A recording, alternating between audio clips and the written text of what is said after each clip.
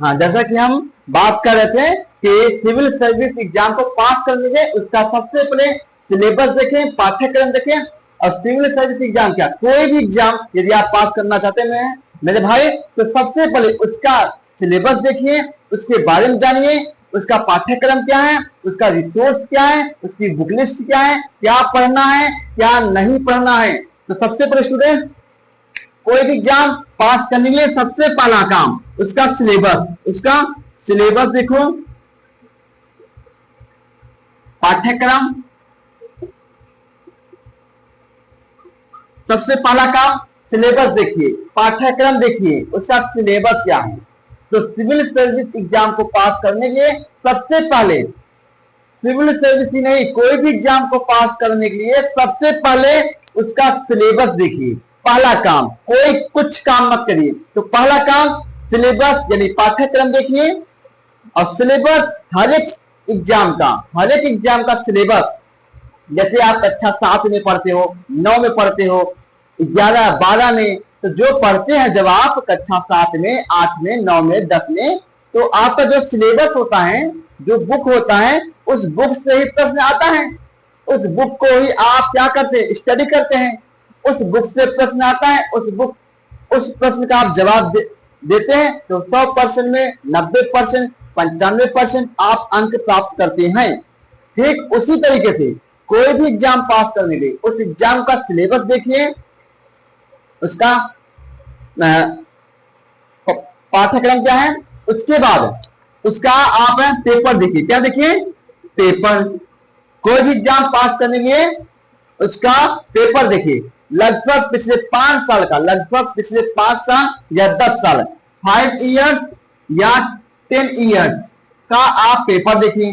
Paper देखने से क्या होता है, आप ये जान पाते हैं कि उसका स्टैंडर्ड कैसा है, क्वेश्चन कहां से आ रहा है, क्वेश्चन किस टाइप का आ रहा है, लेवल क्या क्वेश्चन का, उसके अनुसार आप अध्ययन करते हैं, आप स्टडी करते हैं। तो सबसे पहले आप सिलेबस देखिए, दूसरा फिर आप पेपर देखिए। पेपर 1 साल का, 2 साल का, 3 साल का, 4 साल का, 5 साल का, हो सके लगभग 10 साल का। आप 10 साल का पेपर देखिए।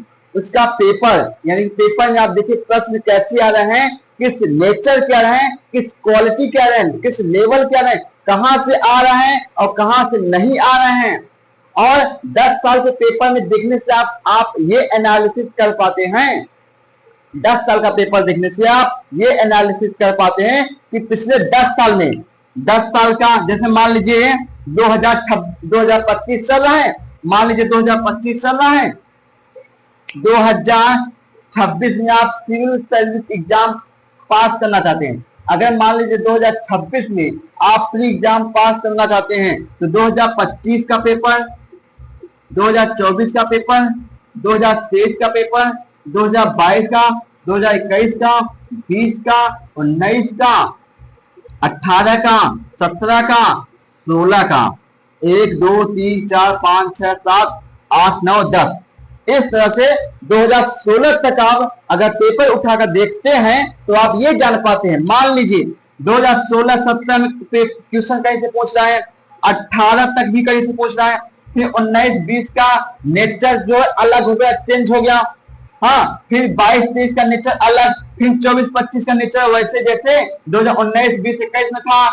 ठीक है, तो आप ये जान पाते हैं इतने वर्षों में इसका लेवल कैसे था, इसका नेचर कैसे था, इतने सालों में इसका नेचर कैसे था, प्रश्न पूछने का आइडिया कैसे था। अब प्रश्न पूछने का आइडिया कैसे है, पहले प्रश्न कहां से आते थे, अब प्रश्न कहां से आता है, पहले प्रश्न पूछने का उसका आइडिया कैसे था और अब कैसे है, पहले ऑप्शन कैसे देता था, अब कैसे है। तो आप 10 साल के पेपर में उठाकर ये देख पाते, एनालिसिस कर पाते हैं कि पहले का लेवल कैसे था और आज का लेवल कैसे है। अब हमें किस लेवल की तैयारी करनी चाहिए, प्रश्न कहां से आ रहे हैं, क्या पढ़ना है और क्या नहीं स्टडी करना है। राइट, मान लीजिए, तो ये सब पेपर उठाकर जब आप देखते हैं, पेपर एनालिसिस करते हैं, तो आप ये समझ मतलब कि जान पाते हैं कि क्या स्टडी करना है और क्या स्टडी आपको नहीं करना है। तो ये सबसे पहला काम सिलेबस यानी पाठ्यक्रम देखिए। दूसरा काम आप पेपर देखिए। तो पेपर देखने के बाद, सिलेबस देखने के बाद आप जान पाते हैं कि सिविल सर्विस एग्जाम को पास करने के लिए क्या स्टडी करना है और क्या स्टडी नहीं करना है। तो अब तीसरी बात आती है इसका बुक लिस्ट। इसका बुक लिस्ट यानी कि बुक, क्या कौन से बुक को स्टडी करना है और कौन से बुक को स्टडी नहीं करना है। ये भी सबसे इंपॉर्टेंट और जरूरी चीज है। क्या आपको पढ़ना है और क्या नहीं पढ़ना है, ये भी ध्यान रखना है। तो सबसे पहले सिलेबस हो गया। दूसरा काम आपका, पहला काम आपका सिलेबस हो गया। दूसरा काम आपका पेपर हो गया, ठीक है। तीसरा काम, पहला काम सिलेबस हो गया, सिलेबस आप देख लिए। दूसरा काम पेपर हो गया, ये देख लिए। तीसरा काम आप ये देखिए,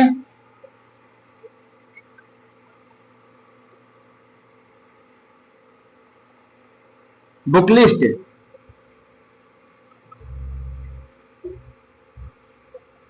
किताबें क्या पढ़ना है और क्या पढ़ें क्या ना पढ़ें, ये भी ध्यान रखना है, ठीक है स्टूडेंट। तो सबसे पहले हमने बताया कि ए से लेकर जेड तक पूरी कहानी, पूरी जानकारी मात्र 1 साल के अंदर आईएएस एग्जाम पास करें। तो इसका सबसे पहला काम है सिलेबस देखिएगा। अब सिलेबस प्राप्त कहां से करेंगे आप? सिलेबस गूगल में, इंटरनेट के द्वारा गूगल में आप जाइए, सर्च करिए सिलेबस, आईएएस का सिलेबस, प्री का, मेंस का, इंटरव्यू का पूरा सिलेबस आ जाएगा। इंटरव्यू का वैसे खासकर कोई पाठ्यक्रम नहीं होता है, कोई उसका पाठ्यक्रम नहीं होता है। प्री का होता है, फिर मेंस का होता है। तो प्री का सिलेबस देखिए, फिर मेंस का देखिए, सिलेबस देखिएगा। सिलेबस के द्वारा आप जान पाते हैं कि क्या पढ़ना है, कहां से कौन सा विषय पढ़ना है और कौन सा विषय नहीं पढ़ना है, ये सिलेबस हो गया। फिर पेपर आप देखिएगा। अब सिलेबस, या तो मान लीजिए आप जहां जाते हैं वहीं आसपास कोई कोचिंग है, नजदीक में आईएएस पीसीएस की कोई भी कोचिंग है, उस कोचिंग में आप जाइए। उस कोचिंग में बोले कि हमको एडमिशन लेना है आपकी कोचिंग में, तो वो कोचिंग के जो टीचर है ना, तो आपको पूरा सिलेबस आपको दे देंगे। एक छोटे से 2-4 पेज का सिलेबस होता है, 2-4 पेज का सिलेबस होता है। अगर आप गूगल के द्वारा या इंटरनेट के द्वारा, पीडीएफ के द्वारा अगर आप प्रिंट आउट नहीं करा पा रहे, कोई प्रॉब्लम है, तो आप किसी भी कोचिंग में जाइए, बस कोचिंग के पास जाकर ये कहिए कि हमको आपके कोचिंग में एडमिशन लेना है, या कुछ इंक्वायरी लीजिए। एडमिशन लेना है, इंक्वायरी लेना है, कुछ पूछताछ करना है, उसके लिए कोई फीस नहीं लेंगे वो आपसे, कोई चार्ज नहीं। आप 2 दिन 3 दिन डेमो क्लास भी ले सकते हैं, तो वो आपको सिलेबस फ्री में दे देंगे। तो आप किसी भी कोचिंग में जाइए, उस कोचिंग से आप सिलेबस फ्री में प्राप्त कर सकते हैं, एक अच्छे नोट के साथ।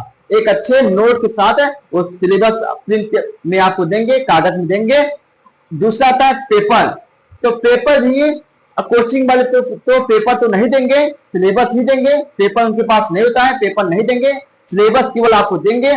पेपर आप इंटरनेट के द्वारा गूगल से सर्च करिएगा, सिविल सर्विस 2025 का प्रीवियस पेपर, सिविल सर्विस 2024 का प्रीवियस पेपर, प्री का मेंस का, आप गूगल में सर्च करके प्रिंट आउट करा लीजिए। पेपर में प्रिंट आउट करा लीजिए, उसको बाद में स्टडी करिए।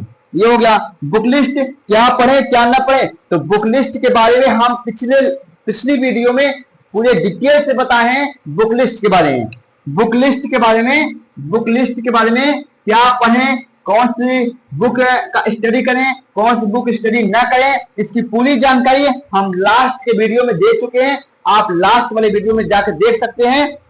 तो हम इस पर हम डिस्कशन करने वाले नहीं हैं, इस पर हम गहन चर्चा करने वाले नहीं है, क्योंकि इस पर हम खुद एक अलग से वीडियो अपलोड कर चुके हैं, बना चुके हैं। तो सिलेबस हो गया, पेपर हो गया, बुक लिस्ट हो गया। चौथा, तो मेरे भाइयों, अगर मान लीजिए आप सिविल सर्विस आईएएस का प्री एग्जाम हर साल जून और मई में होता है। अगर इसको आप पास करना चाहते हैं तो 1 साल की पूरी तैयारी होनी चाहिए। 1 साल की पूरी तैयारी खूब अच्छे से होनी चाहिए। मान लीजिए आप 2026 का, अब हम चर्चा करने वाले हैं सिविल सर्विस प्री एग्जाम। देखिएगा, हमने आपसे बताया कि सिविल सर्विस प्री एग्जाम जरूरी है पास करना, उसके बाद मेंस एग्जाम, उसके बाद इंटरव्यू।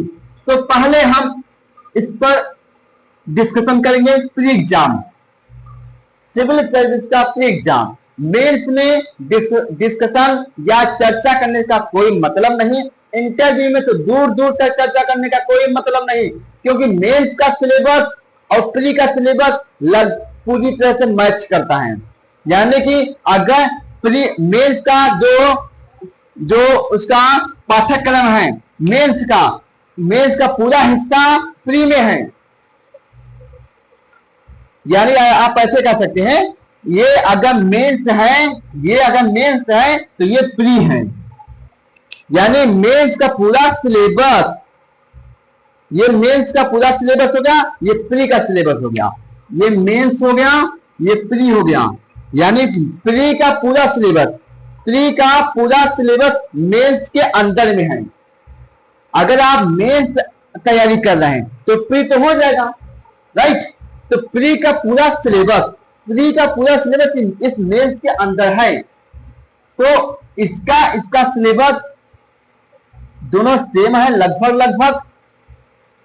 कुछ चीजें अलग हैं। इसका सिलेबस लगभग एक है, लेकिन कुछ चीजें अलग हैं। पेपर का लेवल अलग है।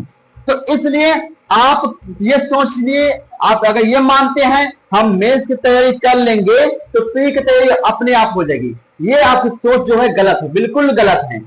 क्योंकि प्री का जो सिलेबस है पूरी तरह से मेंस के सिलेबस से मैच नहीं करता है। कुछ चीजें मैच करता है, कुछ चीजें मैच नहीं करता है। इसके कुछ हिस्से मेंस में है और कुछ इसके हिस्से मेंस में नहीं है।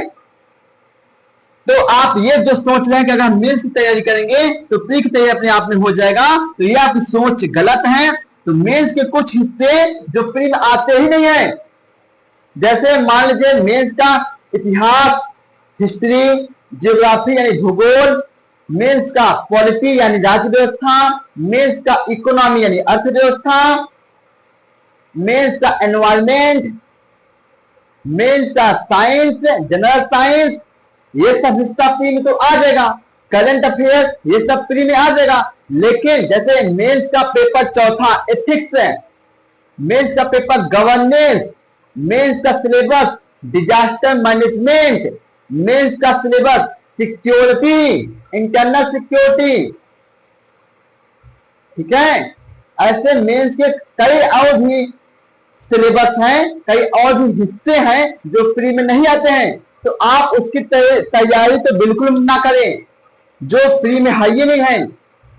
तो प्री और मेंस, प्री की तैयारी आप वही करिए, प्री की तैयारी में प्री के एग्जाम, प्री का सिलेबस आप वही स्टडी करिए जो मेंस में हो। या मेंस का तैयारी करते दौरान मेंस की तैयारी करते दौरान जब आप मेंस की एग्जाम की तैयारी कर रहे हो, तो मेंस का सिलेबस पढ़ने के दौरान आप ये ध्यान में रखिएगा, मेंस का सिलेबस आप वही स्टडी करिएगा जो प्री में हो। मेंस का तैयारी करते समय आप ध्यान में रखिएगा, मेंस का वही हिस्सा आप स्टडी करिएगा जो प्री में हो, वो हिस्सा स्टडी मत करिएगा जो प्री में ना हो। और जब प्री की तैयारी करेंगे तो प्री का तो पूरा हिस्सा मेंस में है, क्योंकि प्री का देखिएगा, प्री का पूरा सिलेबस आपको स्टडी करना है। लेकिन जब आप प्री का पूरा सिलेबस आपको स्टडी करना है, प्री का पूरा सिलेबस आपको स्टडी करना है।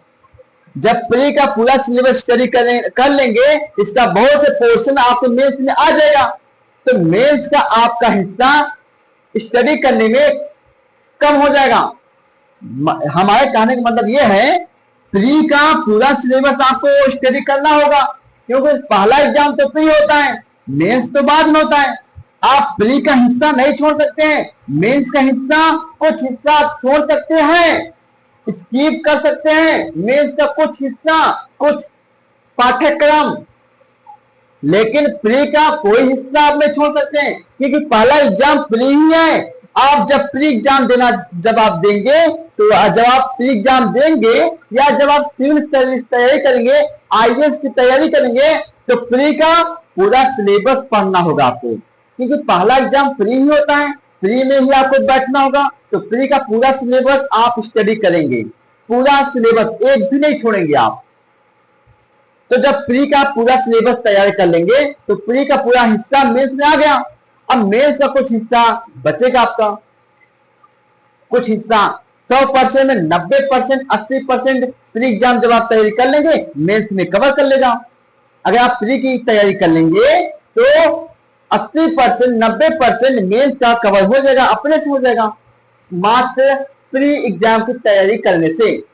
अब मान लीजिए आप आंख मूंद कर, मान लीजिए आप प्री का सिलेबस नहीं देख रहे हैं, या आप प्री की तैयारी नहीं कर रहे हैं, प्री में फोकस नहीं कर रहे हैं, अभी आपने प्री का एग्जाम भी नहीं दिया है, आप पूरा फोकस मेंस का कर रहे हैं, मेंस की तैयारी कर रहे हैं, और हो सकता है मेंस का वो हिस्सों पर आप ज्यादा ध्यान दे रहे हैं, हो सकता है मेंस का उस हिस्सों पर आप ज्यादा ध्यान दे रहे होंगे जो प्री में आएगा ही नहीं, जो प्री में आएगा ही नहीं। जैसे एथिक्स हो गया, डिजास्टर मैनेजमेंट हो गया, इंटरनल सिक्योरिटी हो गया, टेक्नोलॉजी हो गया, कुछ ऐसे चैप्टर जो एकदम मुख्य है, जो इसमें प्री में आता ही नहीं। तो आपको इस चीज का ध्यान रखना है। तो सबसे पहले आप प्री एग्जाम की तैयारी करिए। जब आप प्री एग्जाम की तैयारी कर लेंगे, प्री पास हो जाएंगे, तो मेंस को पास करने में कोई प्रॉब्लम नहीं, तब मेंस एग्जाम पास करना आपका लक्ष्य ही बन जाएगा।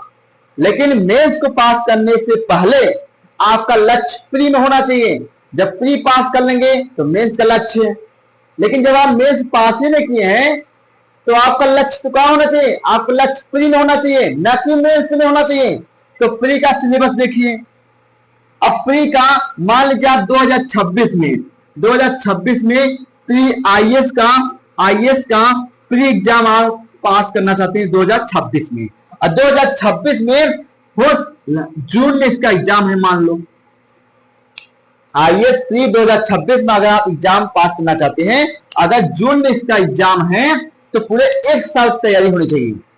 1 साल का मतलब मई 2025 से, मई 2025 से मई 2026 तक, पूरे 1 साल, मई 2025 से मई 2026 तक पूरे 1 साल की तैयारी एकदम मेहनत से होनी चाहिए। तो सबसे पहले इसका आप ये प्री एग्जाम की तैयारी करें। तो प्री एग्जाम का सिलेबस देखिएगा, राइट। प्री एग्जाम का सिलेबस में मुख्य तौर पर हम आपको बता देते हैं। पहला विषय इतिहास यानी हिस्ट्री, दूसरा भूगोल यानी ज्योग्राफी, तीसरा राज्य व्यवस्था यानी पॉलिटी, चौथा अर्थव्यवस्था यानी इकोनॉमी, पांचवा एनवायरमेंट यानी पर्यावरण एनवायरमेंट, छठवां साइंस यानी विज्ञान, सातवां करंट अफेयर्स। तो ये 5 विषय मुख्य हैं, ये 5 विषय मुख्य हैं। इतिहास, हिस्ट्री, ज्योग्राफी, भूगोल, पॉलिटी, राज्य व्यवस्था, इकोनॉमी अर्थव्यवस्था, एनवायरमेंट पर्यावरण, ये 5 विषय मुख्य हैं। ये प्री एग्जाम को पास करने के लिए 5 विषय एकदम क्या है, मुख्य है। इसके लिए आपके हमने बता दिया है कौन सा बुक, कौन सा नोट्स पढ़ना है, पिछले वीडियो में हमने बता दिया है। अब आता है छठवां जनरल साइंस सामान्य विज्ञान, इसके लिए भी हमने कौन सा बुक पढ़ना है, कौन सा नोट्स स्टडी करना है, पिछले वीडियो हमने बता दिया है। अब आता है करंट अफेयर्स, करंट अफेयर्स के बारे में भी हमने बता दिया है। पूरे 1 साल का करंट अफेयर्स होना चाहिए, मात्र 1 साल का करंट अफेयर्स।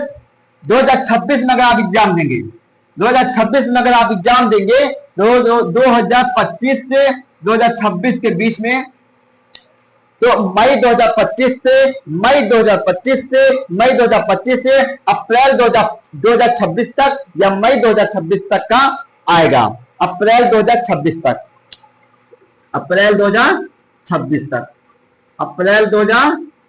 तक का पूरे 1 साल का करंट अफेयर्स आएगा।